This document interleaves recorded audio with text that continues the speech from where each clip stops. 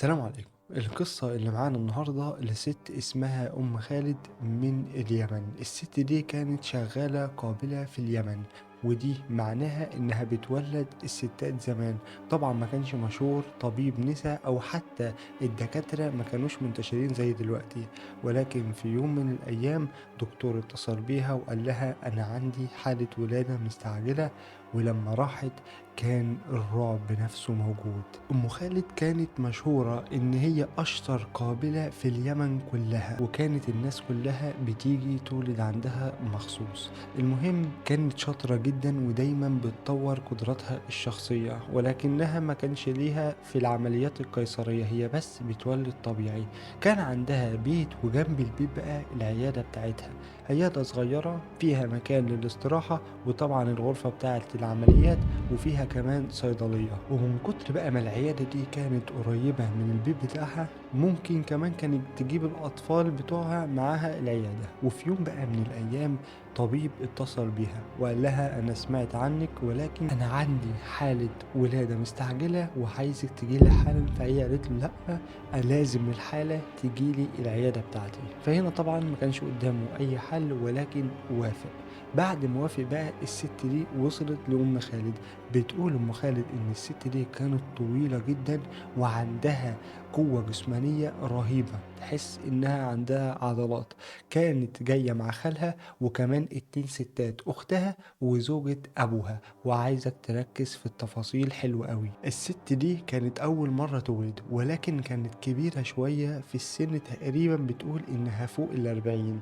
بتقول بقى أول حاجة حصلت إن الست دي كل شوية ملامحها كانت بتتغير. ازاي؟ يعني تقول انا بخرج من الغرفة عشان اروح اعمل حاجة، وارجع تاني الاقي ان ملامحها اتغيرت.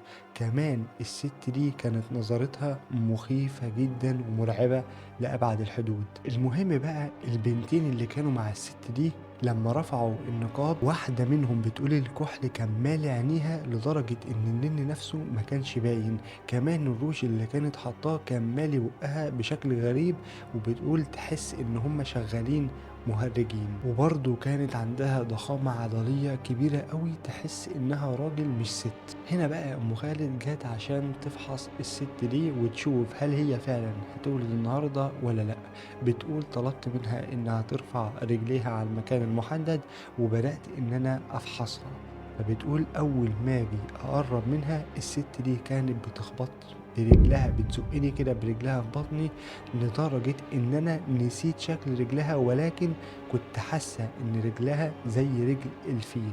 والضغط على بطني كان كبير جدا، محدش يصدقه انها فعلا لو كانت ضربتني مثلا ضربة برجلها كانت ممكن ترجعني 5 6 متر لورا. طلبت منها طبعا انها تفتح رجلها عشان تشوف التوسع، ولكن هنا بقى ظهر على المرأة ديت الشحوب بتاع وجهها. بتقول ام خالد ان كان وجهها شاحب لدرجة غريبة بالشكل اللي هي شايفاه.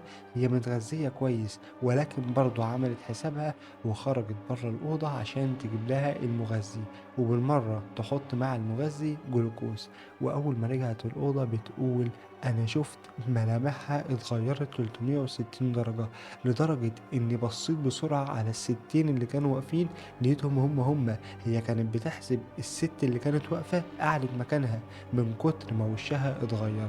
فهنا طبعا بدأ بقى الرعب يمسك قلبها. بتقول قربت منها وعلقت لها المغذيات، ولكن كانت بتشيله وتكسره، والموضوع ده اتكرر أكتر من 10 مرات والناس واقفة. وكانت في نفس الوقت بتطلب منها انها تجيب لها ميه. بتقول انها كانت بتجيب لها ازازه لترين كاملين كانت بتشربهم في نفس الوقت، وتطلب تاني ميه. دي بعد كده طلبت من ام خالد انها عايزه تخش دوره المياه. فهنا ام خالد قالت لها تمام، انا عندي دوره المياه هنا في العياده. قالت لها لا، انا عايزه اخش اللي عندك في البيت. هنا طبعا الست استغربت، ولكن وافقت انها تروح البيت وتدخلها دورة المياه. خدتها فعلا، وبتقول كان عندها تسريب ولكن بوظت لي البيت كله. فبعد ما خدتها قضت حاجتها، وبعد كده راحت مرجعاها على العيادة. وده لان احنا قلنا ان البيت جنب العيادة. بتقول بقى هنا انا عرفت ان هم مسلمين. ليه؟ لان كل شوية الاتنين اللي واقفين معاها يقعدوا يقولوا لها اذكر الله اذكر الله، يلا توكل على الله والكلام ده. فعرفت ان هم مسلمين. رجعوا تاني على مكان العيادة، وهنا بقى بتقول ام خالد انها كانت مرعوبة من الست دي لدرجة ان الحوثيين كانوا وصلوا للمكان اللي هي فيه، اللي هو بالمناسبة تعز. وتعز ده مكان في اليمن. بتقول انها كانت مرعوبة اكتر من القنابل اللي كانت عمالة تنفجر في المكان اللي هم فيه. بعد كده جت ام خالد عشان تفحصها تاني، وبتقول هنا بقى انا شفت الرعب بعيني لما الست دي بدأت واحدة واحدة بترتفع عن السرير، كل شوية ترتفع أكتر، لدرجة إنها بتقول والله والله أنا شفتها ارتفعت عن السرير لقرابة المتر كامل. وهنا هي بتكلمها وواقفة مرعوبة وعمالة تقرأ الأذكار وتقول لها كده خطر على الجنين، ولكن الست دي ما كانتش مدياها أي اهتمام. فبتقول السرير ده مخصوص أنا كنت طالباه من السعودية، وكان ساعتها بسعر رهيب 6000 ريال سعودي، كانت طالباه أم خالد من والدها. فبتقول السرير ده كان متين جدا ومفيش أي حاجة تقدر تهزه حتى، ولكن الست دي من القوة الخارقة بتاعتها كانت السرير نفسه. من كتر الرعب بقى اللي كانت فيه أم خالد بدأت تبص للبنتين اللي واقفين ما بيتكلموش وسألتهم هو انتوا انس ولا جن؟ بتقول انها عارفة ومتأكدة ان دول مش ممكن يكونوا انس بعد كل الرعب اللي شافته ده، لدرجة ان ولادها اللي كانوا قاعدين في الاستراحة بره من غير حتى ما الست دي تبصلهم او تكلمهم كانوا مرعوبين وخايفين. وابنها الصغير اللي عنده 2.5 أو 3 سنين كان مرعوب جدا لدرجة تخوف. فهي هنا قالت لهم احنا عندنا تعثر في الولادة وانا خايفة من انفجار الرحم، وده لانها فضلت تحاول مع الست دي لحد الساعة 3 الفجر. وكانت بتقول ان كل شوية وبتقسم بالله ان كل شوية الست دي ملامحها بتتغير اكتر لدرجة ملحوظة، وكمان كانت كل شوية ترتفع عن السرير لدرجة المتر. فبتقول أنا ما لقيتش أي حل لحد الساعة 3 الفجر، وقلت لهم أنا ليا حدود، أنا مش هعرف أعمل العملية دي، وأنا خايفة فعلا إن الرحم ينفجر أو أي حاجة تحصل. فهنا هي قالت لهم إنها مش عارفة تعمل أي حاجة وإنها لازم تحولها لمستشفى المدينة. هنا بقى خال الست دي نطق وقال انت كل الناس بتثني عليكي، ليه مش عايزة تولديها؟ فهنا قالت له انا مش عايزة اولدها، انا جبت كل اللي عندي وفعلا مش قادرة اعمل اي حاجة تاني، وان انا بولد طبيعي وما اقدرش ان اعمل اي عملية جراحية. فهنا هو قال لها خلاص انت محتاجة كام؟ قالت له انا مش عايزة اي حاجة. وهي هنا كانت عايزة تخلص منهم بأي طريقة عشان خلاص الرعب كانت ملت منها، وكانت بتقول انها فعلا كان جايلها الجرأة انها تسيب المكان كله وتسيبهم في المكان وتجري. ولكن بتقول المغذيات لوحدها اللي حطتها للست دي كانت مكلفاني في الوقت ده اكتر من 500 ريال، ولكن انا ما كنتش عايزة منهم اي حاجة، كنت عايزة اطلع من الموقف ده. المهم هنا هو اصر فعلا انه يديلها الفلوس، وراحت مد ايديها وخدت منه الفلوس وحطتها فوق الدولاب.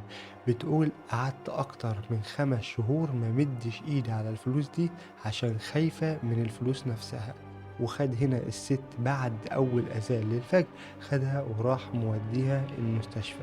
هي بتقول أنا هنا قاعدة مرعوبة، والست دي وهي خارجة من عندي كانت بتبصلي نظرات مش طبيعية، نظرات تخوف وتخليني إن أقفل العيادة ومرجعش العيادة مرة تاني. وكمان وهي خارجة من عند الست دي بصت لها وتوعدتها إن في حاجة وحشة هتحصل لها. وهنا بقى الرعب الكامل ووصل لقلب أم خالد، وقالت أنا هقفل خلاص ومش هرجع هنا تاني. ولكن بقى حبت تعرف تفاصيل أكتر عن ال3 اللي كانوا عندها، وقالت أنا كنت عارفة أساميهم كلها. اتصلت بواحدة صاحبتها من القرية بتاعة الست دي وقعدت تديلها تفاصيل ال3 دول، الست اللي كانت بتولد والراجل وواحدة من اللي كانت معاهم. قالت لصاحبتها أساميهم بالكامل. هنا بقى بعد ما الصديقة دي جمعت معلومات، صدمت أم خالد بالمعلومات اللي جمعتها، وهي إن الأسماء اللي هي اديتها لها ديت ال3 دول بالذات كانوا ميتين موتة بشعة في القرية بتاعتهم.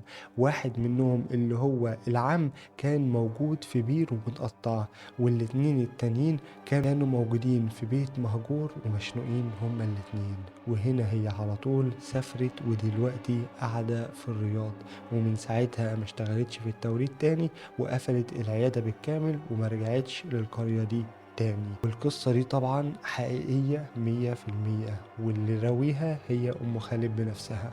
أتمنى القصة تكون عجبتك، أشوفك إن شاء الله في حلقة جديدة، وسلام.